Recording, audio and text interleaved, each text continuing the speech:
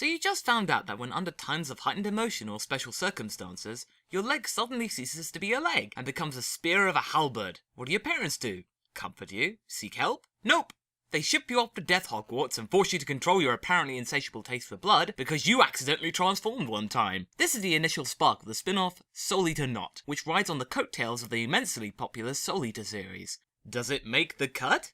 Based on Atsushi Akubo's demon-slaying juggernaut of almost the same name, Soul Eater Not details the tale of Sugumi Haradori and her arrival at Death Weapon Meister Academy, or DWMA. She discovered that she could turn into a scythe-like weapon by accident, and needs to control her newfound powers of being a weapon. Those familiar with Soul Eater's mechanics will know that there are two types of student: Meisters and Weapons. Meisters wield the weapons and the pair work in tandem. Simple. You can't have two Meisters working together, that'd just be two guys fighting. Nothing exciting, really. Sugumi then befriends two other freshmen, Meme and Anya. Meme is a bubbly, forgetful soul, whereas Anya is a blue-blooded, princess-like personality who desires to be with the common people. From there, the freshmen are inducted to the Not tier of the academy, where the vast majority of students reside. They learn to control their powers enough so that they're not a threat to the public, in case they suddenly change into a loaded gun whilst flexing muscles or something. That'd be a real gun show. If you impress, you move to the Eat tier, where the likes of Maka, Soul, Blackstar and Tsubaki from the main series belong. So if you're good enough to not slice your own arm off, you might get to be part of that elite corps.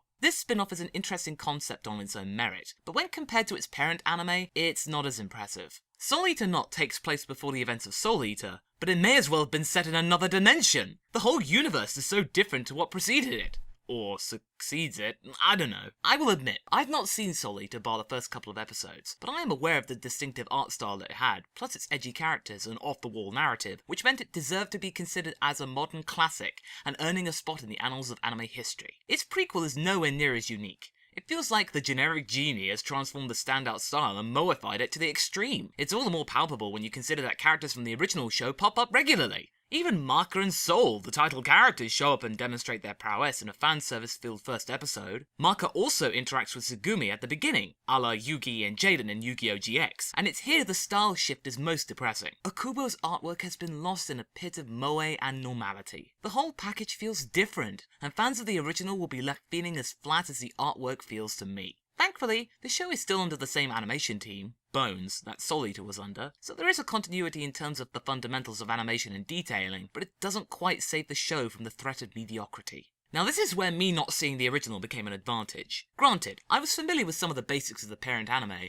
but I didn't know the ins and outs of it, nor had I built a strong bond with the characters. When I see a character I recognise, I go, oh yeah, cool, and move on. Instead, I could look at the show on its own and not be heavily weighed by the first installment. As a show on its own, it's pretty good. The animation quality is above average, despite it being a little less Bones-esque and more standard. The characters are initially standard archetypes of flat-chested, spunky go-getter Sugumi, ditzy and busty sidekick Meme, and hoity-toity Mademoiselle Anya. But they do tend to divert from their respective paths. For example, Meme may be clumsy, but she is a master of sleep fu, easily defeating an assailant whilst asleep. That may be a more comedic diversion, but it does get a little more sincere. Anya's model is most interesting. She starts off as a blue-blooded prude, and you think that she will stay that way, but instead, she opens up really quickly. She wants to escape the shackles of royalty and riches, and live in a normal existence, and does her best to realise that goal, despite splurging on occasion. Her selling of a family brooch for money symbolises her genuine desire to be normal, and her emotive structure is complex. She wants to be friendly, but she feels she shouldn't, and she fears that it comes across as snobbery. But others mistake this for cute stubbornness, and that endears Sugumi and Meme to Anya even more. Anya doesn't whine and lay about the place either.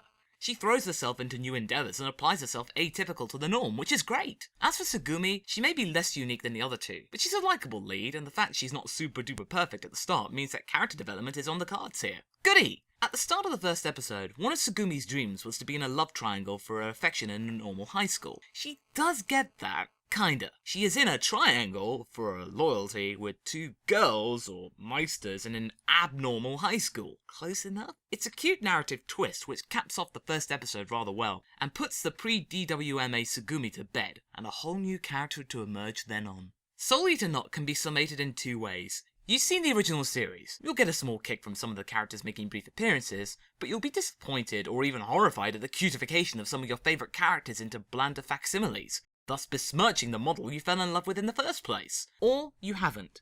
in which case you'll enjoy it a lot more. It's cutesy, light-hearted fun with some action thrown in too, as well as being a potential place to start your Soul Eater experience before going back to the first series. You're not missing out on any plot points as this takes place beforehand.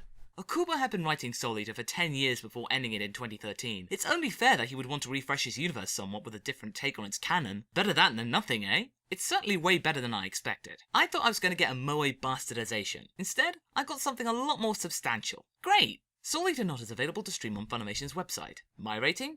Continue. Having not seen the original title, I am keen to give this prequel a chance. If you like what you heard, please visit my Patreon campaign to help grow Anifile at patreon.com/MasakoX, or check me out on Twitter at MasakoX.